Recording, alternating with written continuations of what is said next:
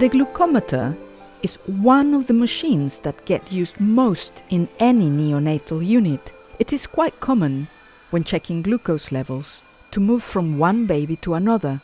It is also a procedure where blood is drawn, so the risk of cross-infection is high if proper precautions are not taken. After each use, you need to dispose of the lancet in the sharps container and dispose of the strip and your gloves in the clinical waste container. Then you need to wash your hands. For cleaning the glucometer, do not use chlorine. The machine has metal parts which chlorine will corrode. Instead, use 70% alcohol. You should not submerge it in alcohol or drip alcohol onto the machine. The strip reading slot is particularly vulnerable. Make sure the machine is dry before you use it again.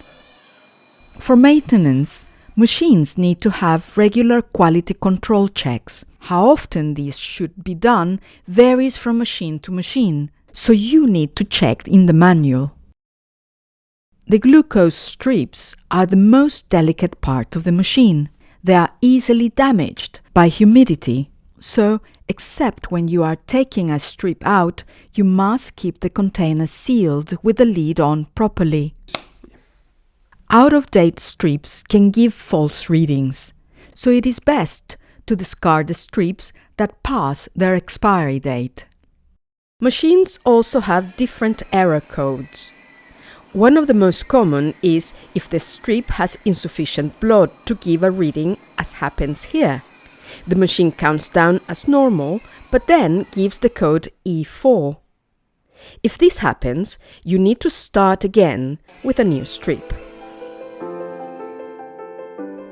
This is a list of the most common error codes for the Nova Express 2 glucometer. Other machines will give different codes, so you need to look for this information in the manual. For other troubleshooting, if the machine does not turn on, first of all, make sure that the glucose strip is properly inserted into the test slot. You should hear a click when it goes in. Some machines only turn on when the strip is properly inserted. If that does not work, try charging the glucometer or replacing the batteries. If the machine appears to be giving false readings which do not match the condition of your baby, then, first of all, check the expiry date on the test strips. You could try different strips in case the ones you are using have been damaged by humidity. You should also perform a quality control check. This will tell you whether the machine really is giving false readings. If none of these work, then you need to contact the maintenance department to see if there is a fault with the glucometer.